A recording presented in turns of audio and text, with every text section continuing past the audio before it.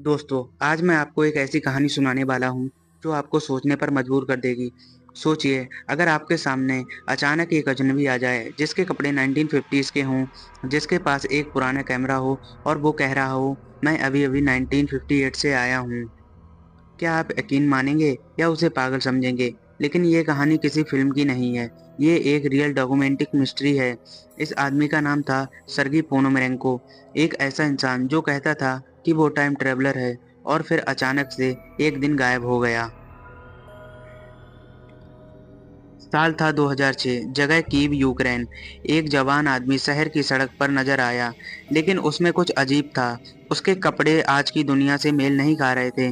1950s के style का पुराना सूट, पुराने जूते और हाथ में एक पुराना याशिकी कैमरा। लोगों को लगा शायद ये कोई एक्टर है या कोई पुराना आदमी जो रेट्रो स्टाइल पसंद करता है। लेकिन जब पुलिस ने उसे रोका, तो बहुत कंफ्यूज और घबराया हुआ था। उसने कहा, मेरा नाम सर्गी पोनोमेरेंको है और मैं 1958 से आया हूँ। सोचिए, अगर आपके सामने ये कोई कहे तो आप क्या सोचेंगे कि ये कोई जोक है या सच? पुलिस को सबसे अजीब उसका कैमरा लगा।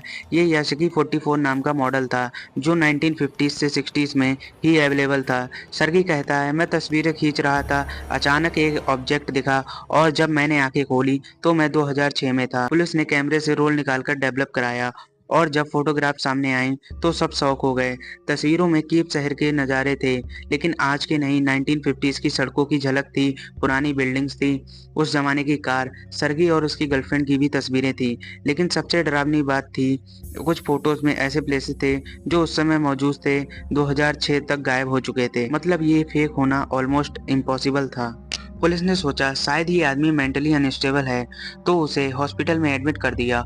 पब्लो नाम के डॉक्टर ने उसकी काउंसलिंग शुरू की। डॉक्टर ने नोट्स में लिखा, सर्गी बार-बार रिपीट करता है कि वो 1958 से आया है। वो कहता है वो अपनी गर्लफ्रेंड के साथ वॉक पर था जब उसे स्काई में सॉसर शेप्ड ऑब्जेक्ट दिखा।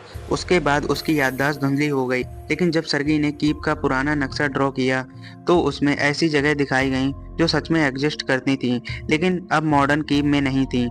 यह डिटेल किसी भी नॉर्मल आदमी को पता नहीं थी। हॉस्पिटल में एडमिट रहते हुए अचानक सर्गी गायब हो गया। हाँ, सच में एक दिन वह अपने रूम से वैनिश हो गया। उसका बेड खाली था, उसके कपड़े पड़े थे, उसके कैमरा भी वहीं था, लेकिन खुद सर्गी का कोई नाम निशान नहीं था। सीसीटीवी फुटेज में भी कहीं नहीं दिखा, जैसे कि वो हवा में धुल हो गया हो। आज तक सर्गी पोनोमेरेंको की कहानी अनसॉल्व है। उसका नाम, उसका पास्ट, उसकी फोटोग्राफ सब अब इंटरनेट पर मिस्ट्री बने हुए हैं।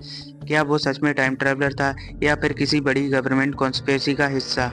शायद हमें कभी सच्चाई का पता ना चले, लेकिन ये कहानी हमें एक सवाल जरूर छोड़ जाती है, क्या टाइम ट्रैवल सच में साइंस फिक्शन मूवीज में ही होता है या सच में मुमकिन है? दोस्तों, आपको क्या लगता है, सर्गी एक धोखेबाज था या सच में फ्यूचर से आया हुआ एक इंसान? अपनी राय कमेंट में जरूर बताइए।